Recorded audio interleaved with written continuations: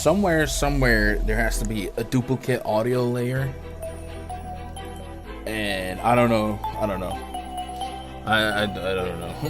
This is just a process. Because when you mute yourself, it's gone. Yeah. So I just try to mute as often as I can. Yeah.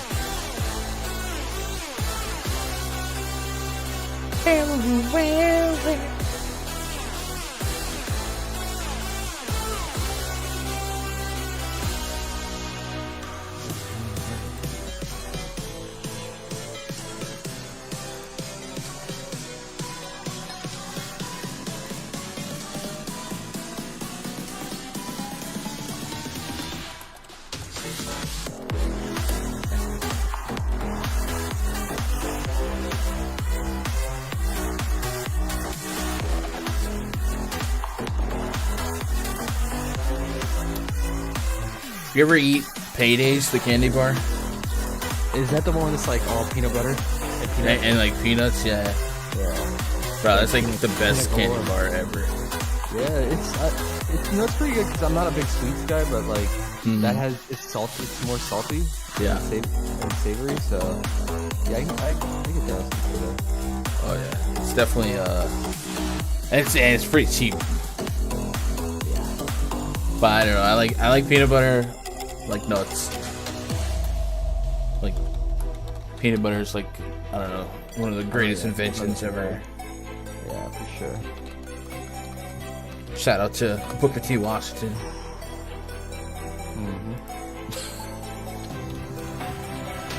And when I used to work at the penitentiary, I swear they had pancakes for breakfast every day. But it wasn't like fluffy, want to eat pancakes from IHOP. It was just the most, whatever the minimum requirement was to be considered a pancake, that's what it was. And when you out in the middle of nowhere and you hungry, man, you gotta eat. So I had to find ways to enjoy pancakes for breakfast. Not even enjoy it, just to eat them. And I would melt peanut butter. And then that was the thing. We would have trays of melted peanut butter, and we would scoop it and pour it on the pancakes. And now it's just like, that's my favorite way to eat pancakes. Nice. All right. You ever done that? No, I've never done that. Oh my god, you're missing out. First time I heard that. Have you? I mean, you never put like melted peanut butter on anything? Oh yeah. Oh, I was gonna say, stop what you're doing. Go melt some peanut butter right now. I'll forget about it during stream in front of the console.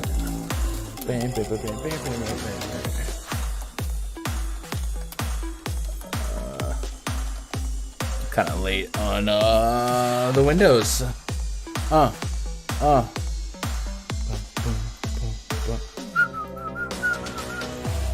Here, what's up, chat? Hopefully you guys are doing all right. I'm a little late getting the NBA spreadsheet updated. Let me get that. Yeah, and you had an early start too.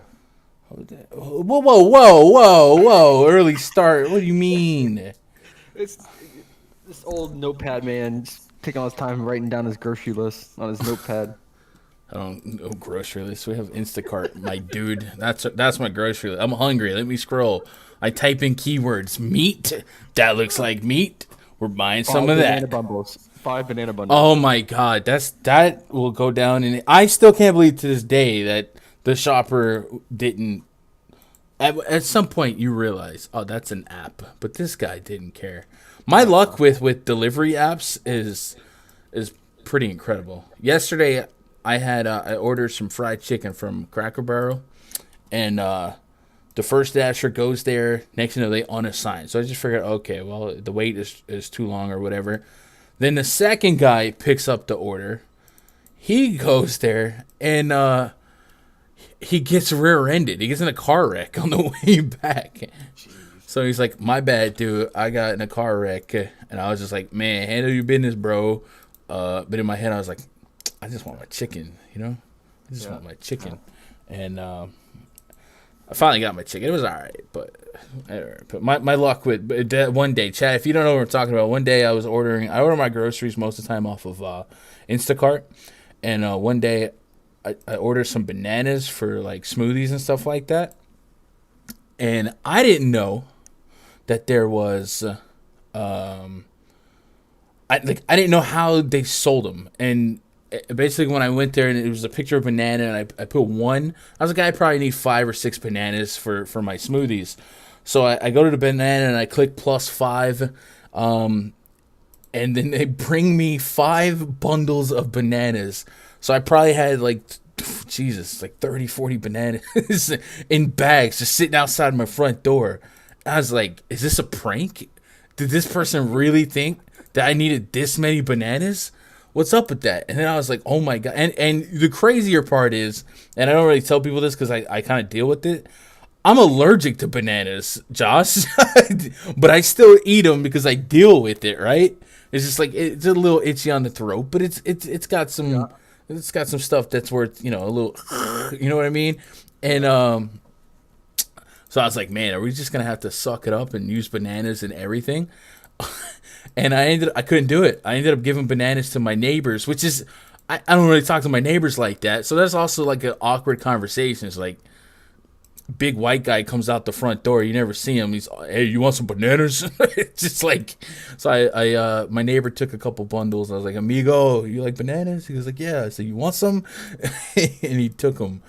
So I made peace with my neighbors by offering bananas, and that's my story while I was updating the spreadsheet. Shout out to the live chat. Mia Moore in chat at work at the aforementioned Cracker Barrel. What up, Blah? I don't know. What up, Neville?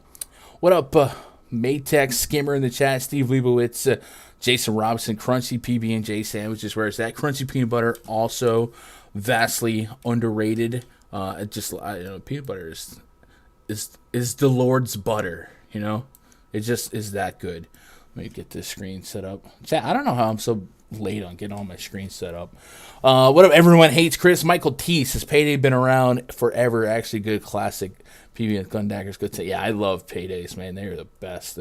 Ariel, what up, Ariel? Eric, Michael T, OMG. Josh Gilm says the Smuckers PB&J Uncrustables goated.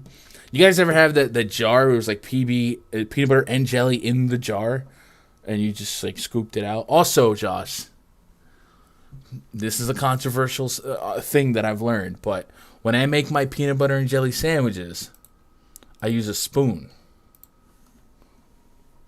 What does the neuroscientists think of that? Because I have received some pushback on my method of because it's easier to scoop the peanut butter, first of all, easier to scoop the jelly, secondly, and I mean, whatever works, man.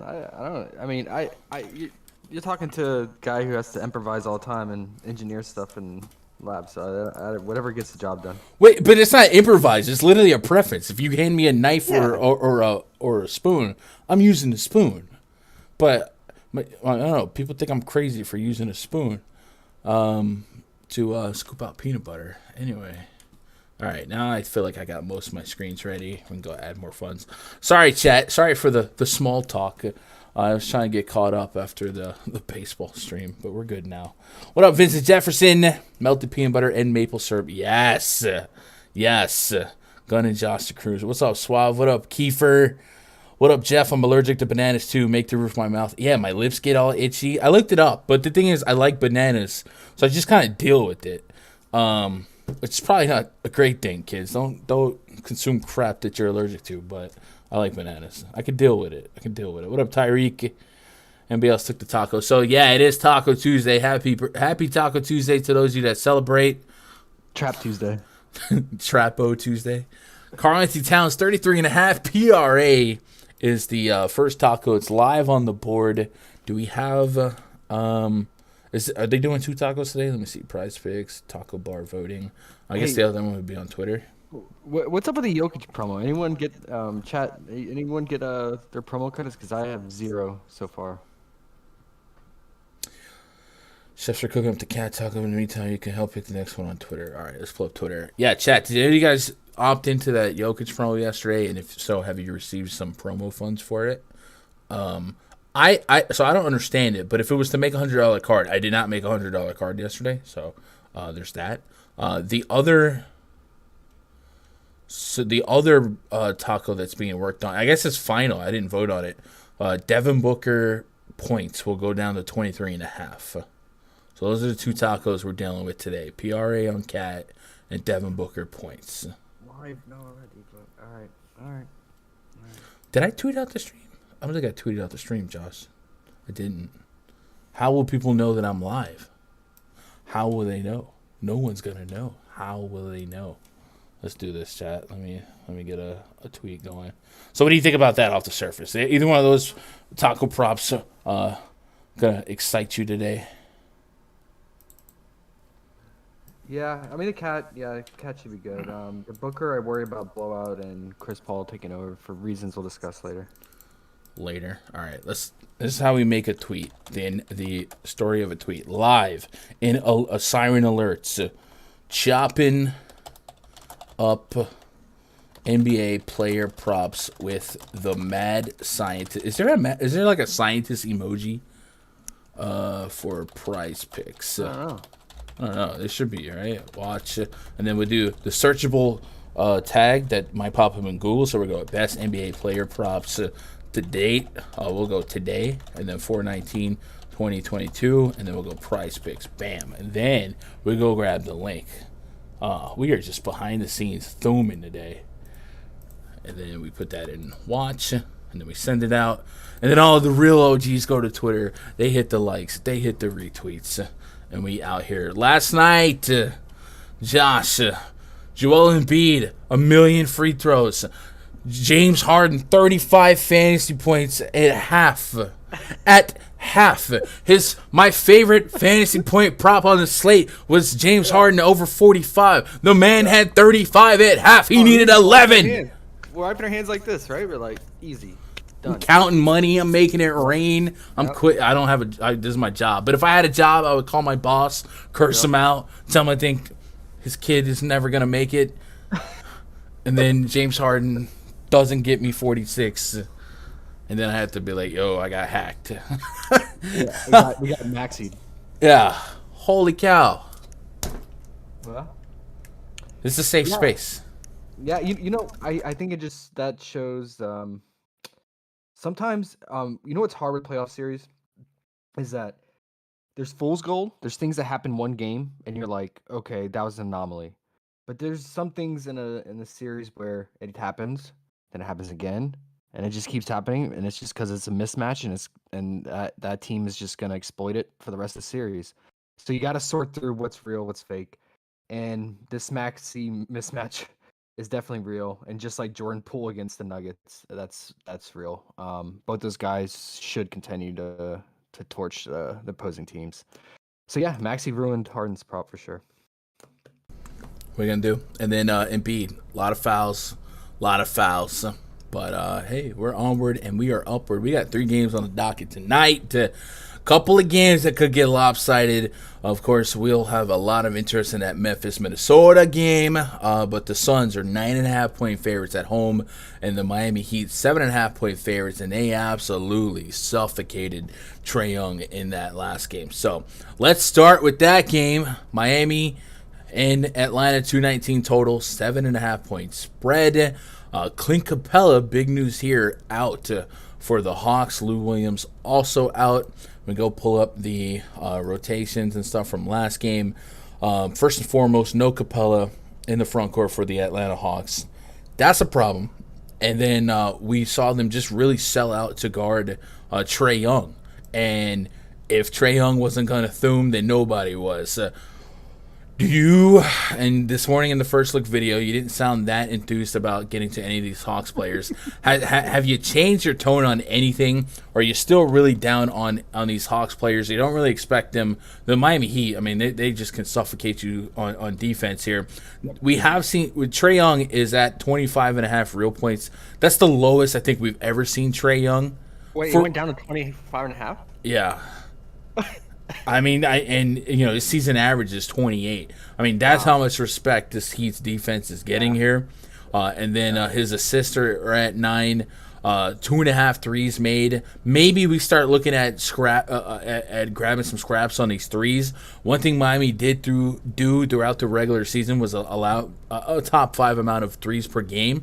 And if we game script the Hawks to play from behind, you're going to start chucking more threes. So maybe some lines like that. But I don't think ultimately we're going to have any warm and fuzzies on any specific click here in chat. You chime in if you feel differently. But you got any love for some Hawks here and maybe 2.5 threes for Trey? What are you thinking? Okay, well, I've said it all season. We both have, all of us. Like, don't attack the Heat. It's just not ideal. The odds are against you. And you saw that the first game, and the odds aren't going to be that great today. But with shooters like Trey, it just takes, a couple to go in and get hot from outside, especially 3-point line. So you could roll a dice with that 3-point prop. But the Heat, what makes them the best defense, in my opinion, in the league, is their switch defense, and they fill the gaps so fast. And who's the best at that, and why he thinks he should be Defensive Player of the Year? Bam. Bam is one of the best switch defenders and gap fillers. So it's hard to get through them and break through that defense because how fast they fill the gaps. But with that said, when with the teams that rely on the switch defense, you have to play iso ball, and it eats up so much energy. And Trey's just gonna get exhausted by the end of the series because he's gonna have to go iso. He's gonna have to break through that switch defense and get a favorable matchup through the switch. But the Heat are so lengthy and Trey's small, so it's gonna be hard. A lot of his shots are gonna be hard contested shots. So there's gonna be a lot of variance there, and just the odds are stacked against him. And with the T-Wolves and Grizzlies game on the slate, with so much points to go up on that in that game, I think I can understand it if you fade this game completely and just limit it to the last 2 games. But it is really low for Trey, man. And then the tertiary guys, like I think what the Hawks need to do, the best lineup, and Nate McMillan needs to make this change. He needs to run Trey, Bogdan, Herter, and either Delon Wright or Gallo and when Collins is not out there. Because DeAndre Hunter's just not the guy. He's not making quick enough decisions. He's not making the pass. And you have to be quick with the Heat's switch defense. You have to make the right read, make a quick pass. And he's just not there. I understand he's out there for his defense and it's linked, but they need to go with Bogdan more guard heavy. They could do that against the Heat because the Heat do run small. They'll run Jimmy at the 4, and Bam's not that big of a guy, so they could run this guard set. If they do that, then maybe guys like Bogdan, we can get on his point prop or his PRA. It's pretty low. They really need guys like Bogdan to step up with their scoring, obviously. But I mean, the Hawks shot terribly. So there's room for improvement. There's definitely room for improvement. And the Heat shot lights out. I mean, from 3, PJ Tucker shot 100%. He was 4-4 from that corner 3 that he's known for. Duncan Robinson was 8 and 9.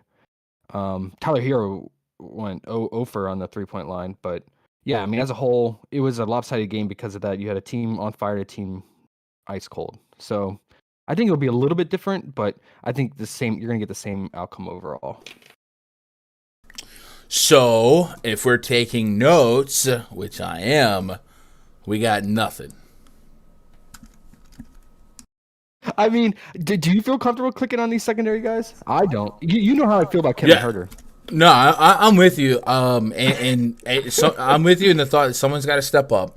Yes. And if that does happen, then maybe that's a boat for like Trey's assist or something like that. But I don't like to play ranges of outcomes in parlay player props. So that's something that we get accomplished for like multiple DFS lineups, stuff like that. So, all right. Let's matriculate on to the Heat side then. All right, cool. Yeah. Jimmy Butler has a 40 fantasy point projection. My line has him at 42, so not a big gap there. Bam Adebayo against not Clint Capella has a fantasy point prop of 40. That's right in line with mine. I have a little bit of a gap. I'm at 44, but usually I can find myself at 5, 6, 7 fantasy point difference between my projections and theirs. And then if we look at that first game minute rotation for for Miami, they were pretty diverse, almost surprisingly diverse, wouldn't you say? And I know in that first half, remember Duncan Robinson caught fire, and maybe some outlier performances are going to change what we should expect here. But this was a deeper rotation than maybe a lot of us expected, and maybe they closed out with guys that made it a little bit more confusing, right? Caleb Martin, Hayward Heights, Highsmith, Yurtseven probably not going to get run if the game stays competitive. But with that said, I mean, it was an ultimate team defense, team performance by the Heat here. So I guess you got to ask yourself, you got to answer the question: if the Hawks get punched in the mouth, are they going to bounce back, or is Clint Capella being down and this Heat defense being what it is just going to be too much for them to overcome? I think it's fair to kind of give credence to both of those thought process. So I don't know. There's not really a singular prop to attack for the Hawks, but for the Heat, Heat are priced really appropriately through and through, and I'm not seeing any drastic differences between my fantasy projections and theirs. Chat, you let me know if you think. Yeah, I was gonna say, chat, you let me know if you think otherwise, and then first half props. I guess if you thought this game would blow out a little bit, and it could. Jimmy Butler has a 20 fantasy point first half prop. I mean, let's look at game one. Who played the most minutes in the first half? Lowry and Butler, yeah. Lowry and Butler. Adebayo had a decent run. And Butler. So maybe Butler first half fantasy is in play. Yeah, that's all I got. I mean, do you have warm and fuzzies on that? I mean, I know you mentioned on the video this morning, Hero first half PRA maybe could be in play. Yeah, but his minutes, man. Spoelstra, I think he's selling out on defense in this series over offense. And so Hero's going to lose out because Hero, we all know his defensive rating is one of the worst as on the perimeter. And he'll get switched down low on guys like Collins and Okongwu. So it's risky. You just don't know what Spoelstra's going to do. If Spoelstra wants offense, if for any reason the Hawks get a lead and he wants offense, then Hero will get more run. I do think that Hero's 3.5 assists is pretty low. If you want to take a shot on a low prop, he has been distributing a lot more and running the offense when he is on the court. But you're relying on the guy Strauss and other guys to make their 3-point shots, and Gabe Vincent.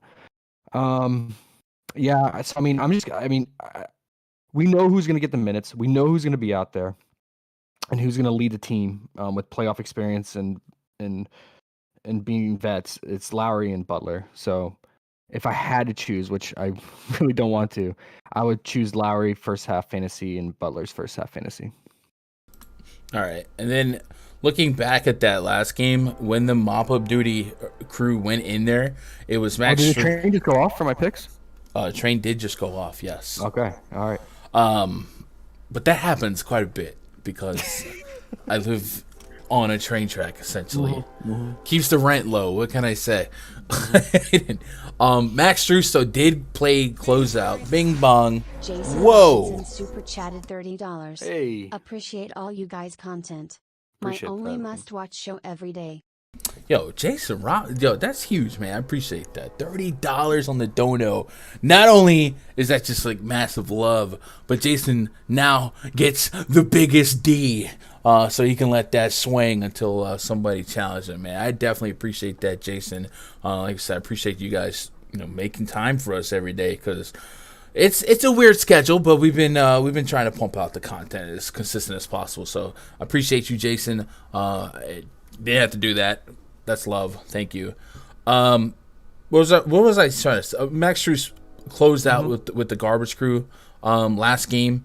So like maybe if you game scripted another blowout, you might get into some cheaper props on him, and then Highsmith has a Q tag on him. So there's a couple things, but everything about this game is a little bit uncomfortable, and that's stuff I don't want to take in parlay settings. So I probably just stay away from most of that for PrizePicks here. So yeah. And then I feel like no, I don't chat. I saw some Butler over half a 3-point love in chat. Maybe we shout that one out. He made one. He's on like a whole month with like 1 3, right? Right. Yeah, I think Jimmy fantasy points, Jimmy Butler first half fantasy points, both live. I mean, those would be the obvious ones, but even them, they might be a sweat just because of how great of a team approach they've been playing. So here's the other question, Josh. I feel like we're gonna have similar. I'm gonna say concerns, but I guess the Suns will like the Suns at least first half props. Do we want to save the T-Wolves and Grizzlies for last and jump ahead, or should we just be sequential here? Yeah, let's save the best for last. Why not? All right, because we'll like the Grizzlies T-Wolves game. These other games are a little rougher around the edges. I mean, it's so good that I think if you're building a five flex card, you can at least get majority of your plays from that game and just fill in one or two spots with the other two. Vincent Jefferson said, "Bam literally had a decent run, win sprints and all." Let's go. Hey, Raj, man, lock him in if you're out there, man. Lock in Bam.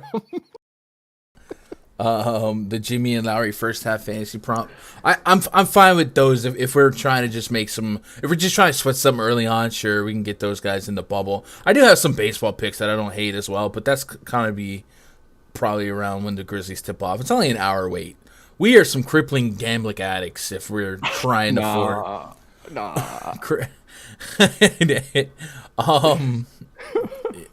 yeah, okay, but. Yeah, Lowry and Butler for me. If I had to do it, we'll maybe rank it. I know as we get closer to lock, you'll tighten up the prop detector, and we'll go from there. 120 viewers, 36 likes. Chat. 100 is the like goal all day, every day. We keep it 100 on this show. So, hey, but I'm not gonna play Bam. He's on my permanent DMP, but I don't want to persuade the community to not playing because of my bias. He is in a good spot again, and he got some narrative, right? That defensive player of the year snub that he thought he should have earned. Does he really think he should have been second or third or one on that? Yeah. I mean, he's not a bad defender, but he's a good sprinter. I mean, okay. So like. That's the thing. Like we meme it, right? But this is a good team. Like it's a good team. It's a good team, and we've seen Bam step up when Adebayo or when Butler's out or Lowry's out. But I mean, Adebayo's a good defender, sure. I don't know. I thought Marcus Smart. I thought even Jaren Jackson had a case. Rudy Gobert should probably always be the defensive player of the year. I didn't really think about Adebayo up there. Maybe he's elite. Yeah. He's elite. Yeah, I think a lot of the credit should go to Spoelstra. I think he's just such a good coach. So I think a lot of it is due to him. Yeah. All right, so let's skip forward. Let's talk about the Suns and Pelicans game real quick, chat, and then we'll go back to the Memphis T-Wolves because we're gonna like that game a lot. Pelicans are the biggest underdog on really the playoffs so far, right? I don't think we've seen a bigger spread. That's tough for them. We do know that we're gonna get a Devin Booker. What did we say? 23.5 points, I think is what we said. So look out for that. Let me double check that to make sure I'm not lying. So if you are trying to grab some action on this game, or if you're looking for that, if you're looking for Devin Booker props, you're gonna get a better one, at least for a $20 taco. They are going to drop his point prop to 23.5, so you're going to get a 4-point discount versus what the line was going to be. So look out for that. This is a Suns team that, unlike the Heat, they're a good team defense for sure and a good team just generally, but I feel like we have a little stronger ability to key in on the usage spots and who's going to do what.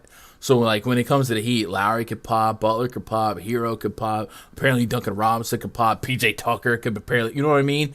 With the Suns, it's going to be a little bit more isolated. We know Chris Paul, Devin Booker, and most of the time DeAndre Ayton are guys who can key in on, and we know Chris Paul is always going to have his hand in the mix here. So I guess I want to ask you, are we focusing on full game props here for the Suns, or do we want to key in on first half?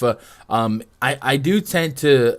I don't want to get too stuck on blowouts in the playoffs, and I also don't want to get too stuck on the thought that just because there's a blowout, your starters are not going to be on the court in the fourth quarter. You know what I mean? It's the playoffs. So if you can stand on somebody's neck, then stand on somebody's neck. The starters for the Suns in that last game, just an 11-point spread, they were all in the fourth quarter, and Chris Paul played 35 plus minutes. So I don't want to get too stuck on this game not being competitive. So I'm interested in both full game and first half props.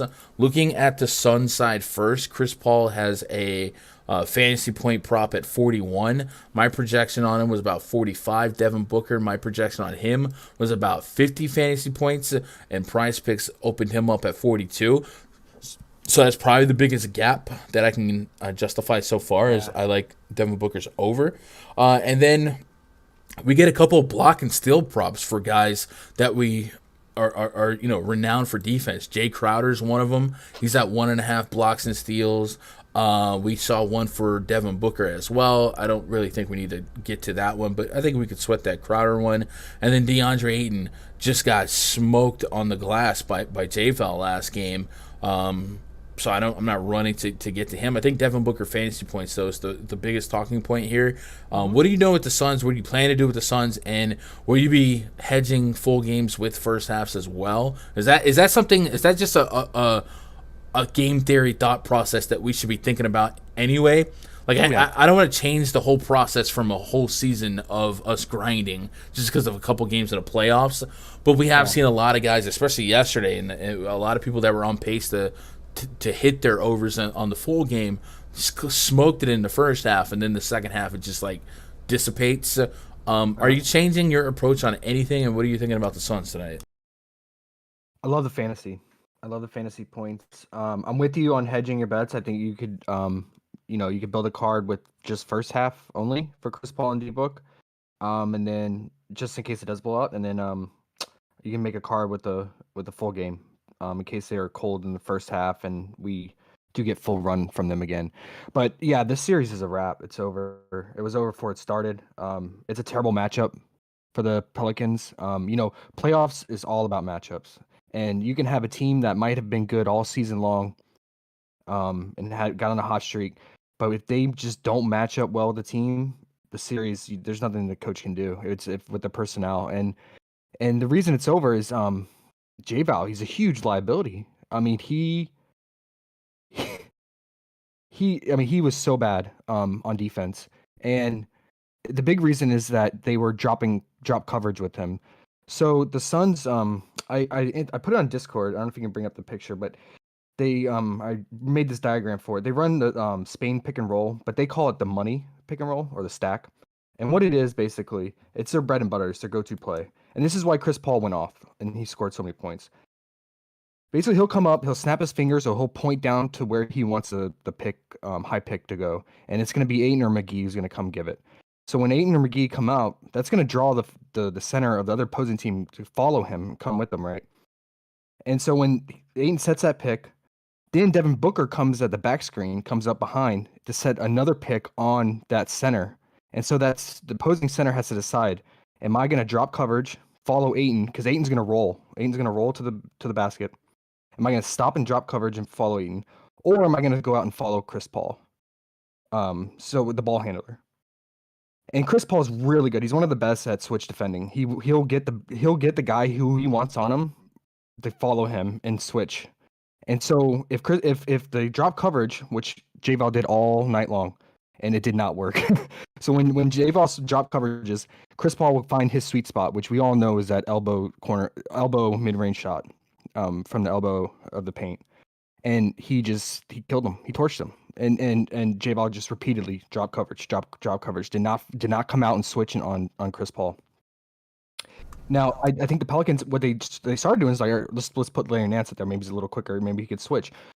Well, what happened when they did that? Larry Nance, when he would switch on Chris Paul and did not drop in coverage, Chris Paul burned him and would just get layups. I just don't know what the Pelicans are going to do. With that said, I think Chris Paul is just going to go off again. He knows, they know, the Suns know that their Spain pick and roll is just too much for them to overcome, and they're going to run it over and over again. So when you see Chris Paul start snapping his fingers or pointing down like this, you know what's coming. You know that play's coming, and they ran it repeatedly. I went back and watched the game multiple times in the game film. Yeah, I like Chris Paul's fantasy points a lot. He's gonna torch him, man. He's gonna absolutely torch him. You're like a beautiful mind.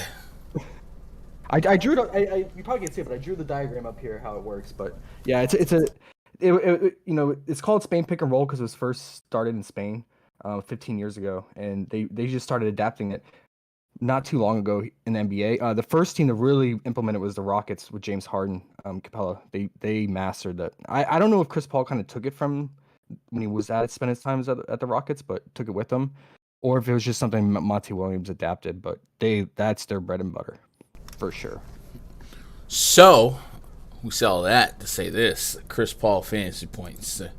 Yeah. Sorry, I know it was probably a lot just to say I like his fantasy points, but I want to give reasoning behind it. And also reasoning that, I always love Chris Paul for his assist, but you got to take it with context. So if the Pelicans are going to be stubborn and say, we're going to drop coverage and we're not going to come switch on Chris Paul, then that's going to kill his assist prop because he's just going to take advantage of that and take a step back and shoot that elbow mid-range shot.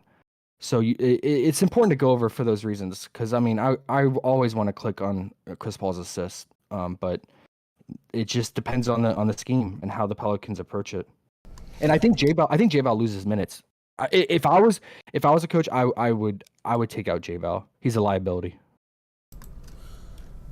He had 20 plus rebounds, bro. Yeah, because he's dropping coverage. He's not playing defense.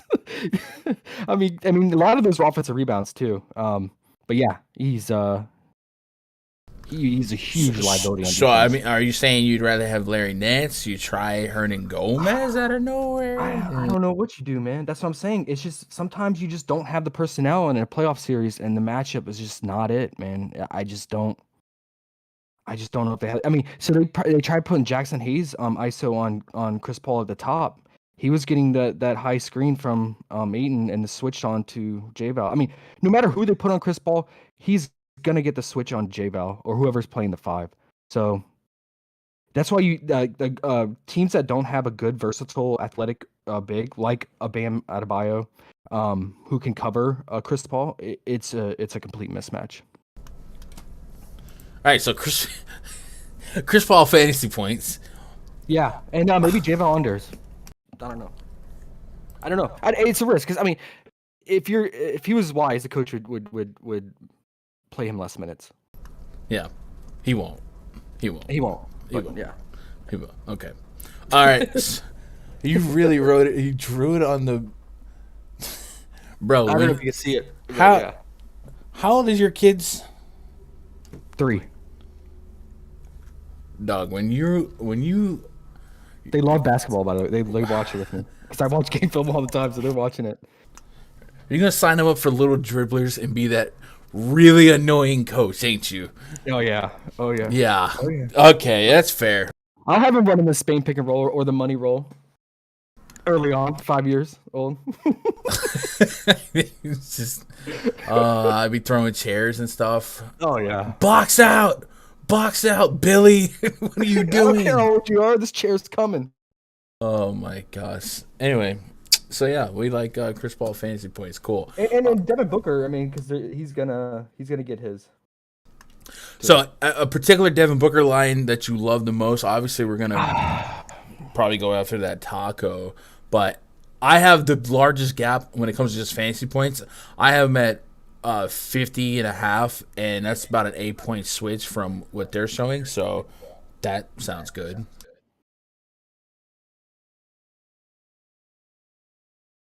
I like D-Book's fantasy points too.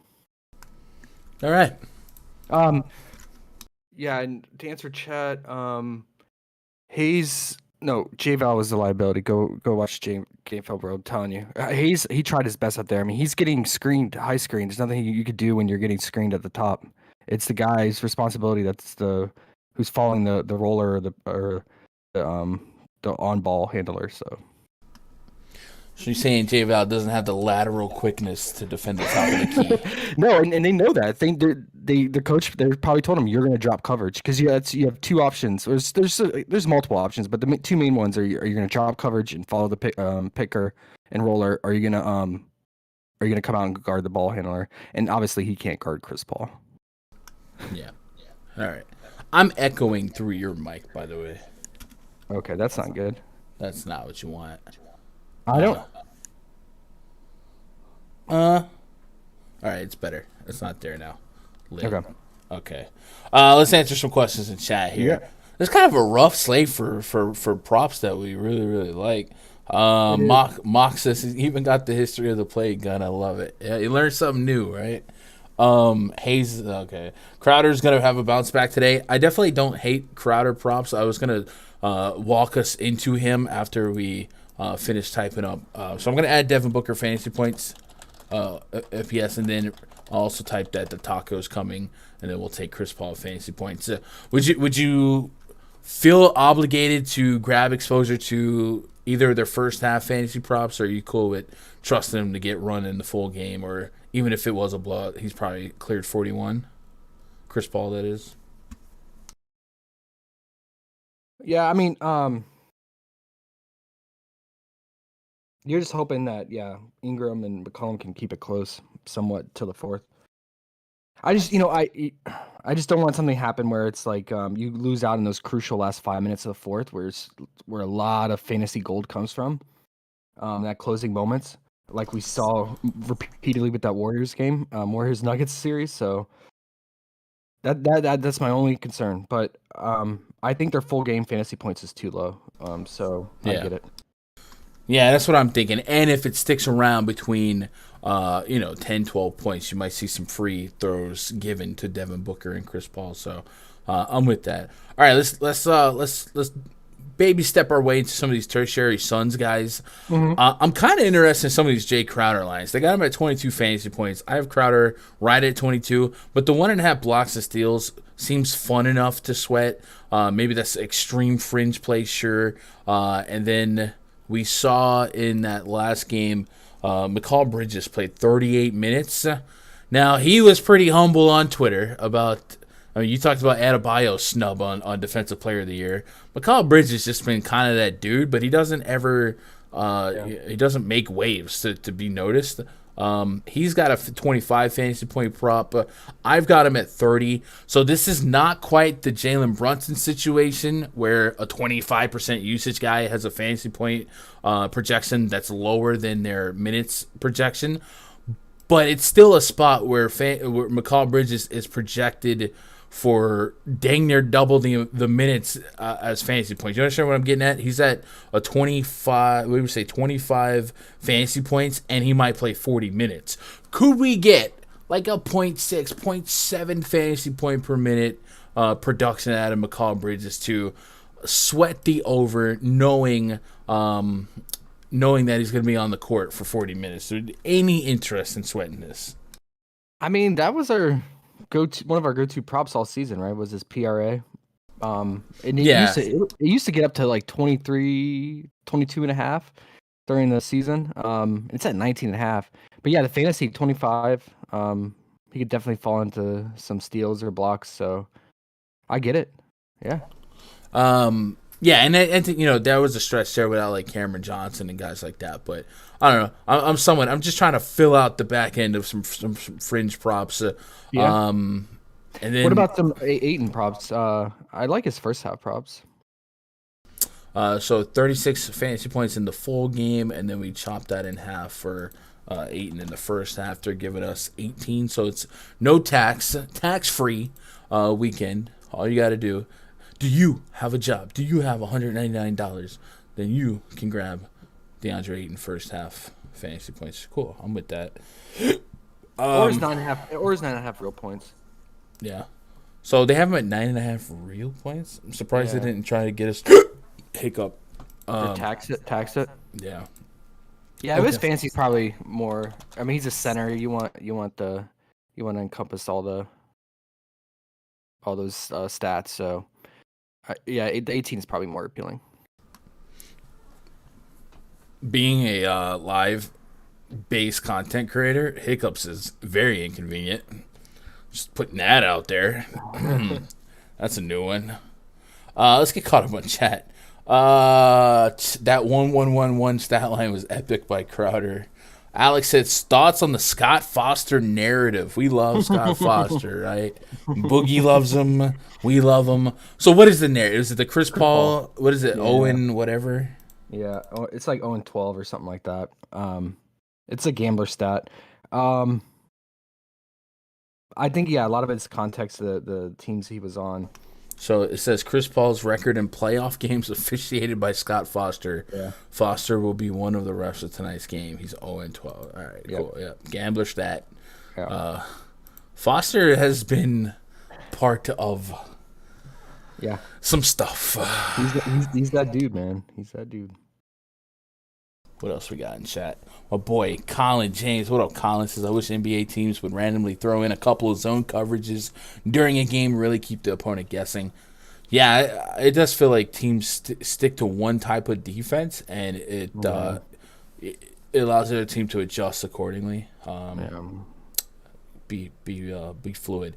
AOD 17 leg parlay of FanDuel alt line combo from NBA games tonight. $5 to win $400. Hit 21 the other night. You're a psychopath. You have problems. Touch grass. I love you though. Took Chris Paul over 1.5 threes. All right, I'm with that. If CP3 that's good. That's solid. He should have 20 assists tonight, unless he just has 20 points. Yeah, it like I said, it all depends on how the Pelicans adjust. So you don't know. It's risky. Sheriff said Spain pick and roll at age 4. Yo, keep this man out your league. Bro, I see. I want to say that, but I feel like if I was like a head coach of a little league baseball team, I'd be just as annoying. So whatever. Yeah. What are you gonna do? God dang it, Billy. There's not even like a lot of little Billies, but I just yell Billy. Hey, so chat is a lot of people are asking the question since we went over it. So what do you think? I'll look into this more too before lock. But do you think the Pelicans adjust, or do you think they just there's nothing they can do and it is what it is? I mean, because I just don't know what else you do because JaVale is such a liability. Like you can't switch him. You can't have him go out on Chris Paul. Because that's the way you get Chris Paul to get his assist up is if the person who's picked at the high post is then switches on him and leaves Ayton open towards the basket, or the Devin Booker, the back screener, open on the 3-point line. I don't think. If you're asking, do I think JaVale gets less minutes? The answer is no. So then we should expect the same thing. In terms of Chris Paul looking for that sweet spot and being open. That's probably fair. Chris Paul is so deadly. He does not miss that shot, man. All right. I'm gonna look at two things from that last game. Yeah. And I'll show you what the average coach is looking at. First of all, JaVale in that game was minus 11, so that's the plus minus is a quick reference stat that those coaches love. Yep. That's right on par with CJ McCollum, with Jackson Hayes. And the other one that's pretty doggone important is 25 rebounds, right? So it's a little bit of give and take. If you're going to get 25 rebounds, you're probably not getting benched, especially in 31 minutes. So, no, I don't think he'll lose out. You just have to realize he's a traffic cone and go from there. So, with that said, let's go from there. Let's go talk about some of these Pelicans, and let's start with JaVale. I don't think he gets. I don't think 31 minutes is actually less minutes than I thought he might get. They have him at 36 fantasy points. I've got him at 42, so I get about a 6-point gap between my projection and theirs. And then we've kind of discussed how volatile McCollum and Ingram have been game to game. One guy spikes, one guy kind of lackluster. So haven't had a key interest on either one. Might stagger them if we're spraying and praying multiple cards out there that correlate according with the story we're trying to tell. This is the McCollum game. This is the Ingram game. Mm-hmm. But McCall Bridges is really, really doggone good, and that team defense also really, really good. It looks like the strongest point of attack for potential, at least for fantasy. We got to separate real life basketball, real life basketball IQ with with what we're looking for fantasy, we could play bad players and guys that are getting exploited. I think J-Val fantasy points might be the hole here, and they also have him at half of the amount of rebounds that he had last game, so that also might be something that's worthwhile. But obviously, getting 25 rebounds in 31 minutes is a little outlier-ish, and that's all especially I got. Especially when they're offensive rebounds, those are even more variance behind those too, more so than defensive rebounds. I'm lukewarm on JVal, but I get it. McCollum, I can always get behind his 3-point prop. If they're playing from behind, you want teams that are playing from behind. You want their 3-point props because they're gonna chuck it. Just like with the Trey 2.5 3-point prop. That's how you erase a large deficit quickly. So I think that's pretty much the only one the Pelicans have too, right? For 3-point props is McCollum's. Yeah. Yup. Yep. 2.5 threes. All right, so I'll jot that down on the notes. CJ McCollum. And you like JVal's fantasy, you said? Yeah. All right, 36. All right. I'm just writing this down too for the detector. All right, cool. And you said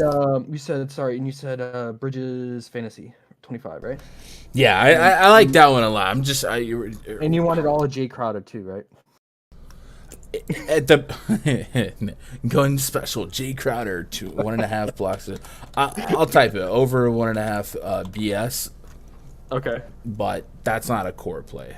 That's back end. If you're chasing losses halfway through the night and you're trying to, what can I put with this Devin Booker taco that could That's smart. get my wife to come back after she left me because I put the kid's daycare payment on, I don't know, Anthony Edwards to score 30 points. Well, I'll sweat Jay Crowder to get me 2 blocks of steals. Yeah. That one hit too close at home? You got quiet. No. I made me think of James Harden last night. Oh, my God. I hate James. I don't hate him, but I strongly disliked him for a period of time last night. Yes. All right, are we done with this game? You want to go talk about the game? The game. Let's do it. The game. All right. Before we do that. Yeah, speaking of another center that should not play. Before we do that, let me catch up on chat. By the way, chat, get us to 100 likes, man. You guys are goats. 58, 160 you. We can get to 100 likes. That's the goal. We keep it 100. All I really know is 100. Who know about KB? If McCall Bridges had sleeve tats and talk stuff, he would have won the award. That's what I'm saying. He's just out there doing it. He's not quite Kawhi, right? But remember when early Kawhi years, he was quiet. He was just that guy. McCall Bridges out here playing 40 minutes a night, strapping people up, and no one knows he exists. Spain hero over rebounds. Okay. Bam switches everything on the wing, and the Heat guards get easy rebounds. So you like their hero rebounds because Bam switches.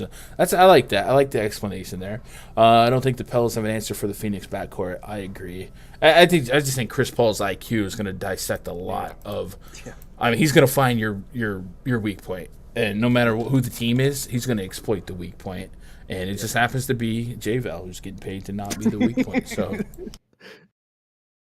all right, Memphis Grizzlies hosting the Minnesota. The Timberwolves 240.5 our total.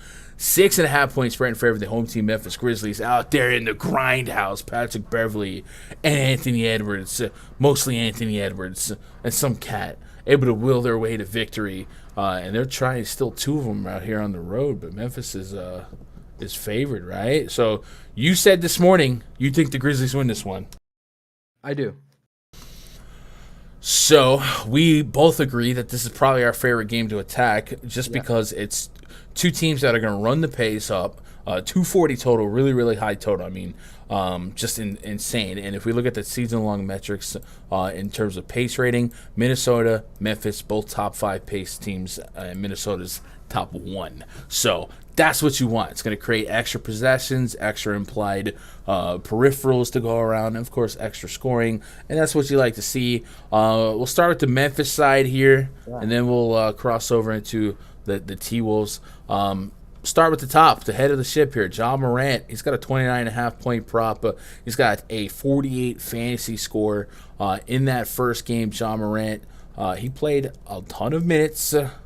He played, officially 35 minutes. He also got to the free throw line couple times.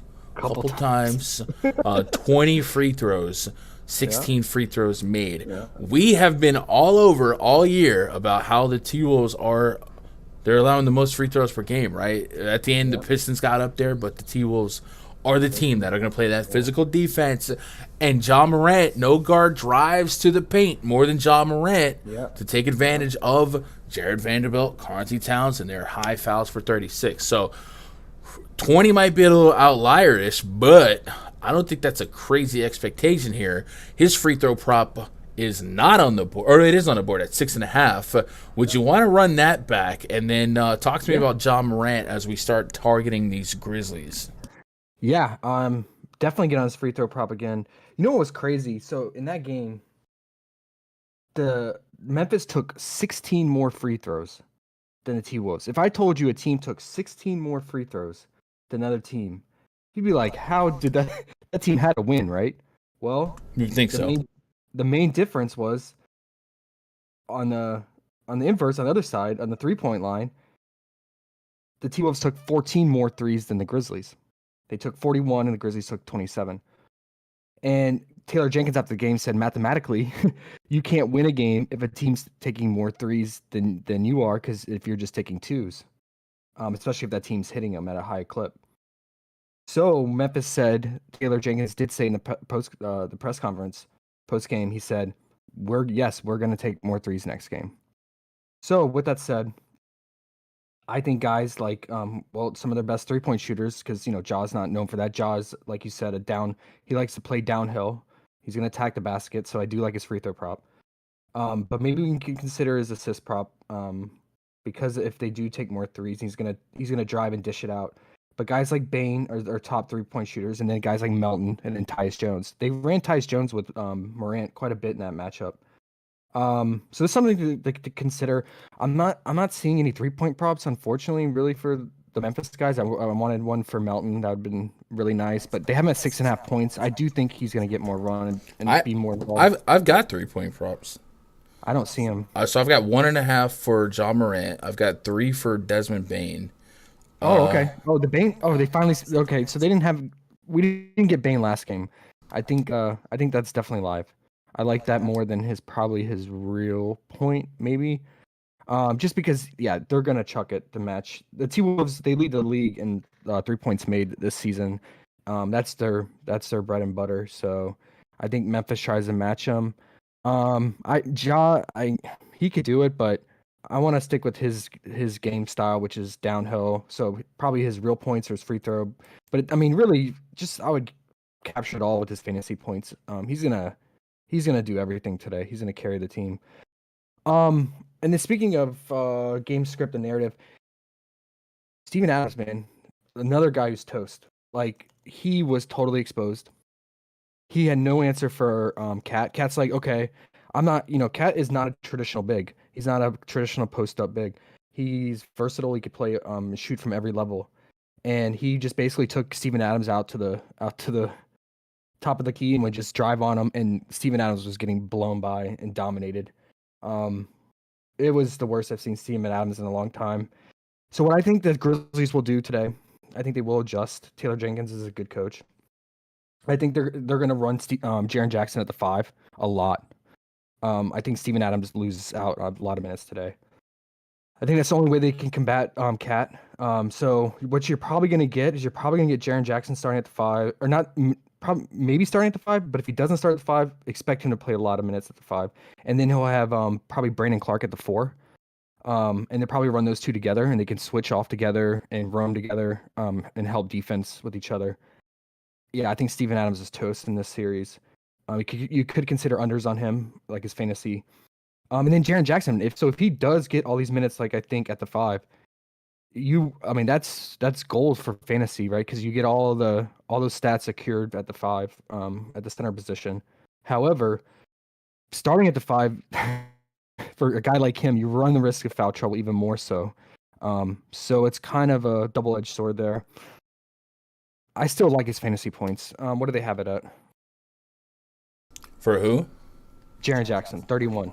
Yeah. I like it.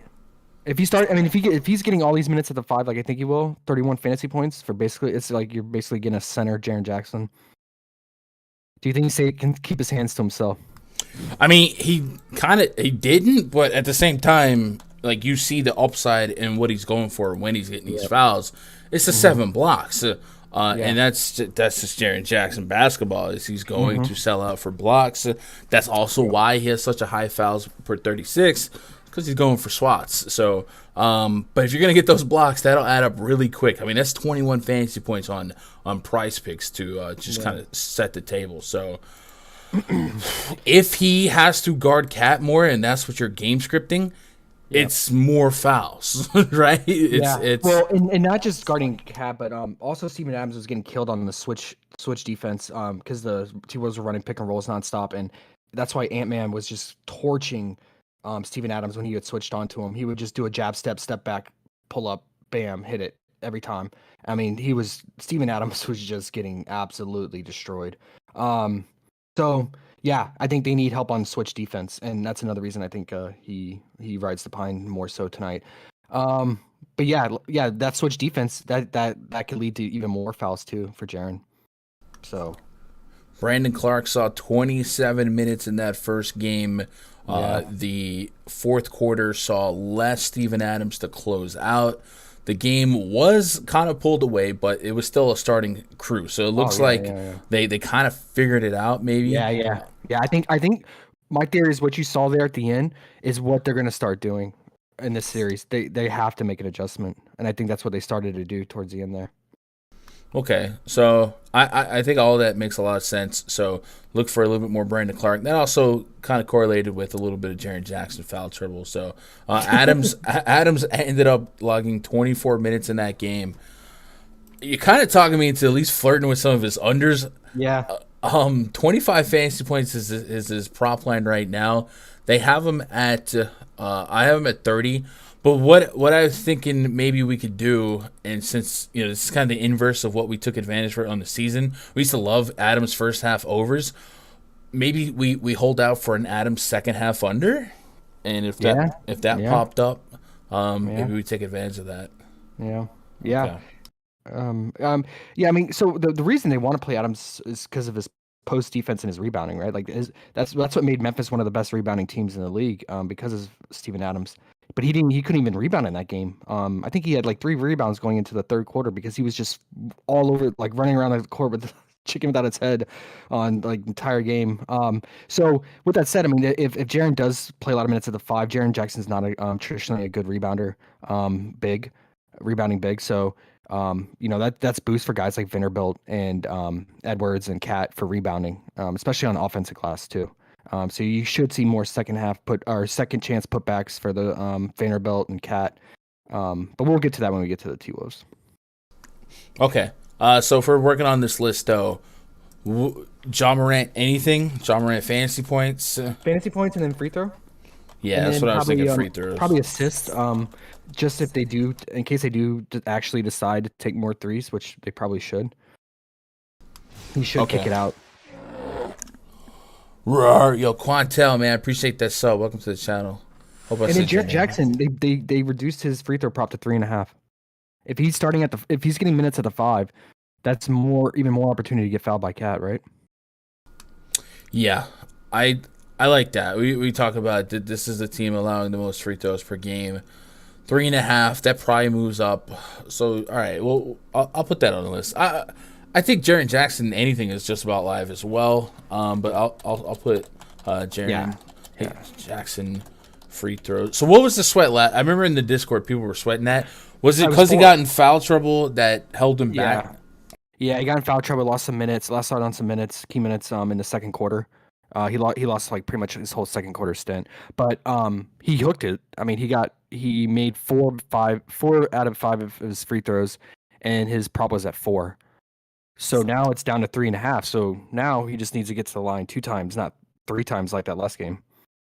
Okay. Yeah, I'm with that. And that might go up to 4 by the time it locks. So get it while you can.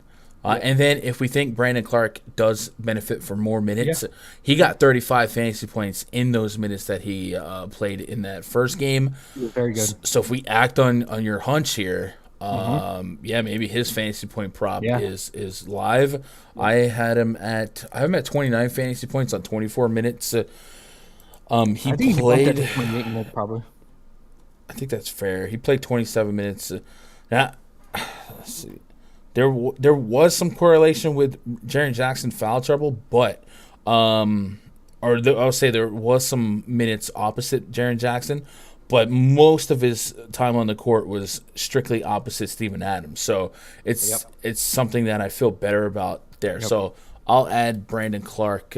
Yeah, we'll do that closing unit with Brandon Clark playing the 4 and Jackson playing the 5, I think that's it, man. I think that's the main unit today. All right, I'm with that. And did you want to add Desmond Bane 1.5 threes? Not Shit, yeah. not Desmond Bane, not Desmond. He's at 3. Yeah. John Morant 1.5 threes. Oh man, hey, John, it's Ja, man. I want his fantasy points. He's a hooper. I want all this stuff. All right, and they have Desmond Bane 3 threes and 30 fantasy points. So usually Bane and Dylan Brooks are two guys that I separate. Right, Yeah. if I'm getting some points here for Brooks, then I'm not gonna share it with Bane here. So I'll probably do the same approach today. Man, Bane. I want to say something about Bane. Like his point prop is down. I liked it, and his 3-point prop, always is live because that's where he's gonna shoot most of his shots. But I think the X factor in this series is gonna be McDaniels. Man, he played lights out in that second half and shut down Bane and gave him problems pretty much all entire second half, and was very efficient on offense. I think Finch saw how well McDaniels did. I think McDaniels is going to get more run and to guard Bane and give him more problems. So something to think about. So Brooks did play more minutes and had a higher usage rate. So maybe you could consider his props too. All right, and it's all one game sample, so I don't want to get too crazy here. Yeah. But McDaniels looked really good, man. He's so lengthy on defense and he can cover guys like Bane on the perimeter. Okay.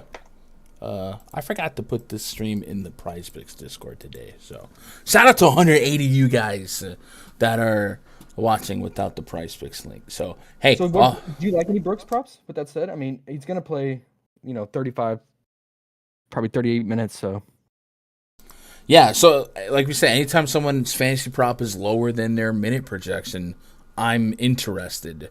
And that's the case with Dylan Brooks and Desmond Bane. I got 33 minutes on Bane and Brooks, 36 and 37 fantasy points. So theoretically, yes, I do like it, just based on that little mantra we've been adopting. But like I said, all season long, I've been staggering Brooks and Bane overlap. I think Brooks is the guy that's going to probably have more usage in the long run. But the single game spikes can be so volatile. yeah, he was just getting really exposed on defense in that game. His switching was really bad. But I mean, like you said, it's one game. Maybe he comes out and improves his switch defense today. I think that's why he kind of suffered defensively with getting his defensive stats. But yeah, I'm with you. Fantasy points would make sense. Let's see. Chat. Donnie Bone says Brooks assist prop literally needs just 3. It's low enough. If you want to sweat it. All right, let's. So just to recap the Grizzlies: Morant fantasy points, free throws; Jaren Jackson free throws, maybe fantasy points; Brandon Clark fantasy points, and that's where I stopped. But you were thinking flirting with Bane or Brooks, but we don't have to. We don't have to. And then I'll also jot down just in case. All right, look for second half Adams under, and I know most of us have our stuff locked in before the game starts anyway. So wouldn't it be something if they put up second half props and first half before the game started? Then you could really game theory and game script into some stuff. That would be awesome. Yeah, I would totally nerd out on that for sure. All right. Let's flip over to the T-Wolf side. This is the last team to talk about. So I guess before we do that, take a pause for the cause. Remind you guys that after this stream, myself and Josh will be in the RunDFS.com premium Discord. The way you get into that, go to VIP memberships, click a week pass, whatever, sign up for something, grab the link to the NBA spreadsheet. Josh will dress up the prop detector, and you guys get access to that. It's this spreadsheet here, also my DFS projections. And then, of course, also have my baseball spreadsheet. I do baseball content as well. I did a baseball stream before this stream. So if you guys are looking to play some baseball, whether it be prop betting or DFS or whatever, I got some stuff to help you attack some of those props. And I did have some baseball props I was somewhat interested in. So I'll probably try and round up my favorite 4 or 5 baseball PrizePicks plays tonight. I'll drop them in the free Discord. I'll also put them in the spreadsheet and all that good stuff. So make sure you're doing that. And then if you are a channel member, if you are if you got that G next to your name, we'll put the prop detector behind the YouTube channel members today. We did it for free for everybody yesterday, but we'll do it for the YouTube members in the chat of the Discord, and that's the free Discord, not the rundfs.com Discord. So that is this one right here. So if you guys are channel members and you didn't know about the free Discord or didn't know that you can link your YouTube with the Discord, you click the link in the description below, get in this Discord, and then there's a process where you can link your YouTube and your Discord accounts, and then the Discord will recognize you as a YouTube channel member. And you guys will have, looks like there's 10 of you guys right now with access to this. Shout out to you guys: Emerson, Flo, Giffo, Hey NC Beerman, H Ryu 99, Hunyon Roo, Tone Loke. You guys are crushing it, supporting the channel. So Josh, we'll do the prop detector. So this will be the collection of our favorite props before lock, and we'll post it in here, right? All right. That works. All right. It's just gonna be all this game. It will be mostly, this game. All right, let's talk about the Timberwolves. Yep. I'm excited to watch this game. I'm hoping, obviously, the Yankee game starts a little bit early, so I'm hoping for that game to be a little bit fast. Garrett Cole have a good game, and then I can get into watching this game because this will be pretty exciting. And Danny's from Minnesota; she's a T-Wolves fan. So yeah, that's fun, man. Hey, if you guys want something really fun to watch, there's a they did like a documentary thing. They followed them around all the important games, in even the start of the season. And it's on YouTube. If you look it up, it's something Pack Attack or something like that. It's really cool. You get to see Pat Bev behind the scenes, which he's always a fun character. So I recommend it. And he gets excited over the smallest things, you know? Yeah, he does. Karl-Anthony Towns has a PRA taco tonight. They were going to price him at 37.5 points, rebounds, assists. He's down to 33.5. We'll let that be the talking point to start us off for our T-Wolves interest. First of all, you mentioned Cat was able to use and abuse Stone Cold Steven Adams. He has a 44 fantasy point prop. I have him right now about 60 fantasy points, so I'm on the over. And then I know you mentioned Jaren Jackson Jr. might guard him more today. And that could be kind of a double-edged sword, right? He might have a better shot than Steven Adams, but he's also prone to getting in foul trouble. So, I mean, both of them are very happy. These are 2 of the top 5 fouls per minute guys in the league. So they might just start windmilling each other and hoop broke a nail. But Big Purr, as they call him, right? Big Purr looks like he's a good starting point. Talk to me about the T-Wolves and what props you're targeting. And starting with Cat. Yeah, Cat. I mean, they didn't adjust his fantasy score, which is really surprising to me. I thought for sure it'd go up to like at least 47, if not 48, and it stayed at 44. So, I would stick with that, just because we've talked about before. Memphis allows the most blocks in the league, and with guys like Moran, whose their primary game is going downhill and attacking the basket. It's going to lead to more blocks. Jaren Jackson's prone to getting blocked too. So yeah, I'll probably stick with his fantasy score. Yeah, I mean, maybe could consider his free throw prop. Cat's free throw prop 5.5. If Jaren does get that a lot of run at the 5, thinking that he gets fouled quite a bit. But then yeah, my other favorite now. All season long, like watching the games, I wasn't a true believer in Ant. Like I thought like. At times he would just kind of fade away in the game and just kind of not be there, not motivated. But now that the playoffs have started, you see like he's really showing up and he's the real deal. And he's a terrible matchup for the Grizzlies, especially like I said when Adams is out there. for when they switch. And he's gonna chuck it from 3. So I really like his point prop. But he does it all. I mean, he's aggressive, and he played really good defense that last game. Man, did he play good defense, which is surprising how well he did on Morant. He had a couple blocks on Morant. He stopped Morant going downhill, going to the basket on a lot of drives. So, with that said, if he's going to play defense like that and he's going to score at such a high clip, I mean, just go with this fantasy score. Now they did juice it. It was at 36 game 1. Now it's at 40. So you're paying a tax on it, but it makes sense. I mean, the guy's going to play 40 plus minutes, the most minutes on the team besides him and Cat. And yeah, he's gonna eat up all the usage. He even had a higher usage rate than Cat in that first game. So I do like his fantasy points. If you think that's too high, you could go this PRA or his real points too. And his free throws. I mean, if he attacks the basket too, and if Jaren Jackson's there waiting in the paint, can definitely get on that. And Desmond Bane fouls at a pretty high clip too. And Bane should cover him a lot on switches. And then so D'Lo, he had a bad game. He had a really, really bad game shooting. He's a natural shooter. He's going to shoot his way out of that slump. I can't see him shooting that bad again. But his minutes are volatile of all the big 3, because they have guys that can replace him and come in and be productive. Like Taurean Prince came in and subbed in for him at times, and Beasley took up some of his minutes as well. And then they'll just ride Patrick Beverley to command the floor as the playmaker when D'Lo's on the bench, and they have Beasley starting at the 2.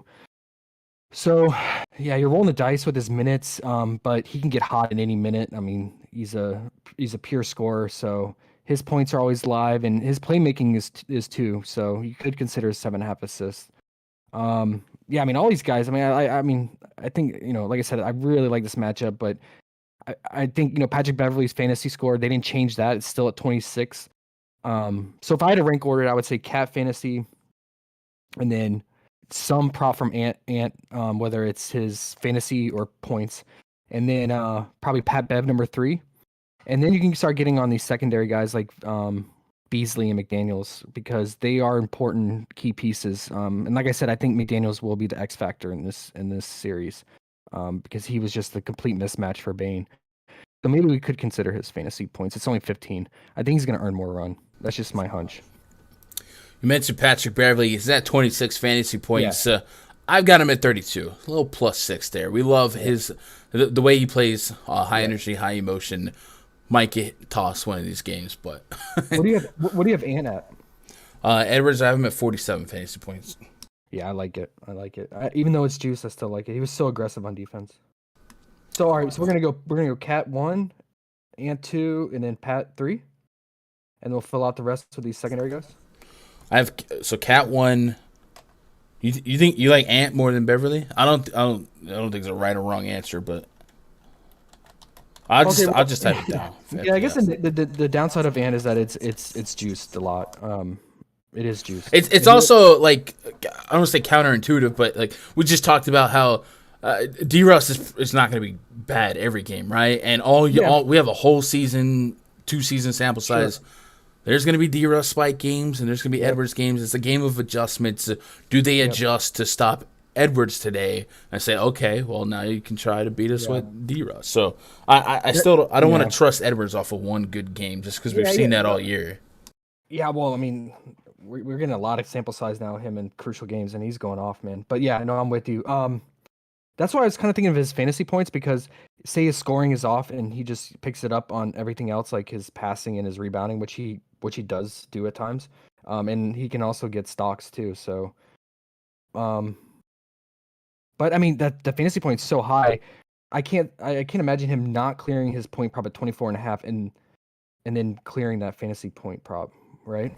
Yeah, I'm in full agreement. I was saying between him and D-Russ, there's still some vulture potential to bite back, but okay, yeah, I like them both, and it's not a 0% range outcome that they both don't hit. 35 fantasy points on D-Russ, 40 for Edwards. Really low. I have slight overs on really everyone: D-Russ, Edwards, Cat, and Beverly. So yeah, I'm just gonna like mix and match all those. But as far as confidence, I think Cat's number one. Cat's number one, and yeah, I would say Pat like 2-3. But yeah, that the Ants. Now looking at it, his free throw probably 3.5. Man, that's for how aggressive he is in attacking and going against Jackson. I mean, is he though? You talked about Cat. I guess I don't want to. We don't want to get too stuck on ISO defense and this track. I'm not talking about ISO. I'm talking about switching. Like he's gonna get switched on Jackson, and he's gonna drive. Ant's gonna drive to the paint, and he's gonna go for buckets. So he's gonna get fouled for sure. Okay, so yeah, 3.5 is pretty light. I like that a lot, actually. The more I'm thinking about it. Yeah, 40 plus minutes of a guy who's gonna dominate usage. Yeah, I keep trying to mute in between talks. So yeah. Okay. And then you're hitting me with like a stone cold what? So I'm like What? mute, unmute. All right, so let's make that number 3, and then let's go with the Pat Bev 2.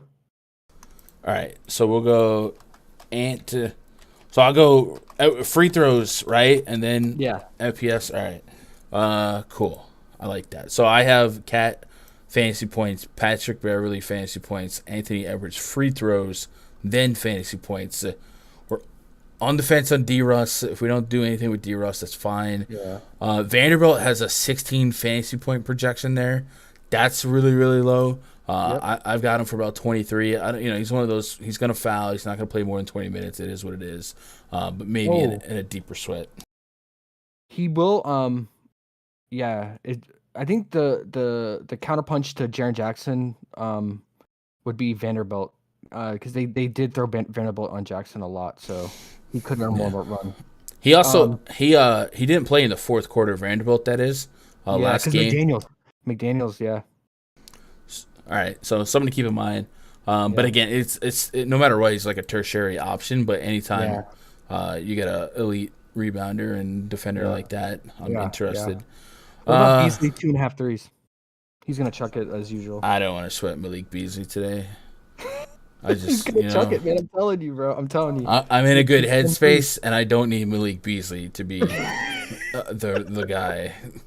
All right, man. All right. When he makes 4 threes. He'll chuck it. No denying that. He's not gonna make my slips tonight. I'm fine if you put him on the prop detector. That'll be listed in the Discord. I'll put gun special next to it. God dang it! No. Joking aside, what about McDaniels, man? This guy he's got some length and potential. I was gonna say, how we're kind of leaning into some Brandon Clark on the other side off the bench, and we haven't really gravitated to a lot of bench players in this playoff series, but it looks like Brandon Clark, we can create a case for him. We can create a case for Jaden McDaniels. They gave us a 15 fantasy point projection, and we're getting to the area where if your fantasy point projection is significantly lower than your expected minutes played or your minutes projected, I'm a buyer. I have him at 22 minutes for 19 to 20 fantasy points, so that's a slight over on 15. I can get behind that. Got 36 fantasy points that last game, much like Brandon Clark. I'll do it. So I'll add Jaden McDaniels to the list here for fantasy points. I'm a sucker for fantasy points being less than minutes. I'm with you. And if you notice, if you look at in that game, he got a lot of his minutes in the fourth when the Memphis ran that unit that I think they'll run a lot today with Jackson at the 5 and Clark at the 4, that closing fourth quarter unit. I think they kind of wanted McDaniel's length to match that. Yeah. Mike says, I think I just linked YouTube with Discord. Hope I did it right. Yeah, you should. Hey, if you guys try to link it and you can't figure it out, DM me. I'll make sure that you guys got it. I think the way it works is YouTube refreshes like once an hour to get all the ones in this. You might not immediately see it, but it should be quick enough. And then if not, I'll make sure you get it. All right, let's get through. Dog, how have we gone this far over? My bad, dude. It's like 4:30. You're supposed to be in the voice chat 30 minutes ago. Oh, they're gonna be pissed, man. Yeah, they are. Yeah. This one's on you. On you. Let's get caught up on chat here. Are you in a first look in the morning? What's the games? Well, I'm pretty sure there's 3 games every day. No, I know, but what are they? Boston, Brooklyn, Philly. Oh, yeah, no doubt. Yeah, okay. Yeah. All right, cool. So, chat, look up. Kyrie middle finger gonna be the cover art. I don't Did know you if see I that? can. I did see that, but I don't know if I can. We'll put them on the cover though. We'll do that.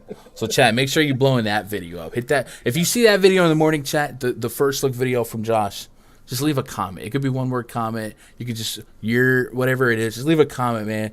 Get those engagements going with those videos, man. I know you guys are loving it. You guys are crushing it on these live streams, but the best way to support us without opening up your wallet for completely free is just literally engage with these videos. That's thumbs ups, that's comments. If you're on Twitter, share it, cool. Make sure you subscribe, all that good stuff. Those videos are really good. I think today's video was it packed such a punch in 6 minutes, right? It just got to the point. And hopefully tomorrow's video will kind of be like it. So let's get questions locked out here, and then we'll jump into the rundfs.com voice chat, and then we'll get that prop detector worked out. And I got baseball to work on too as well. Rob says, "Hey, Suns game and Scott Foster is ref, so a lot of fouls, a few texts. Yeah, maybe you double down on a couple of free throw hunches there." By the way, Aguida, I don't think I thanked you. Hey, I appreciate you becoming a channel member here, joining the club, man. We're definitely at a all-time record high of amount of channel members, so certainly appreciate that. Jeff says McDaniel's only at half an assist. Okay, I dig that. EDC says, you think Cat's fantasy is safer than the Taco? I've lost the Porzingis PRA when his fantasy cleared earlier in the season. Yeah, those blocks and steals add up real quick for DFS and PrizePicks scoring. So, you only get $20 on that PRA anyway. I think it's fine because I expect him to score 20, 25 real points and then go from there. But Cat fantasy points is one of our favorites, right? What else I got? It's just linked to. Okay, we're cool. What up, Jermaine? Shout out to Jermaine. Shout out to Moliker. Shout out to Cam. Fun coupons. Let's go. Fun coupons. Good luck. Let's get some green. Let's do it. Jack cough comment. You know what I meant. Not in the live chat, but on the video in the morning. Just show some love. Leave some comments. Maybe we'll do a giveaway. What if we do like 50 comment giveaway or 50 comment free prop detector tomorrow on the first look video? And free prize pick hats. Free PrizePicks. You want a PrizePick hat? Yeah. Man. I might be able to make that happen. I mean, I have a bunch of PrizePicks merch that, well, you know. Yeah, I'll see what I can. You know what? I'll hit my boy up. I'll hit him up. All right, let's get out of here. I appreciate you guys hanging out, making part of my day, be part of your day. I appreciate that sub, Onunu. Jump in that free Discord. Links in the description below. You guys are awesome. Tell somebody you love them because I love you. Good luck. God bless. And go win some money. Well, slowly increase the volume of the song. Let's go. Boom, boom, boom. Oh, man, yeah. Got too excited today because we had such bad slates the last few nights. Finally got our game. The game. Finally. I wish this game could be on every night. Right? I miss the every night find Rockets, find Hornets, find T-Wolves. You know, we were on the T-Wolves early on in the season where people got on them. Saw this coming, man. Finch, good coach. I just got an email from some sports book trying to do an endorsement, and I've never heard of them. And they were like, maybe you've heard of us. And I'm just like, nope, never have. Is it OzJam version 2? No. It's something called Mets. I don't know. Yeah.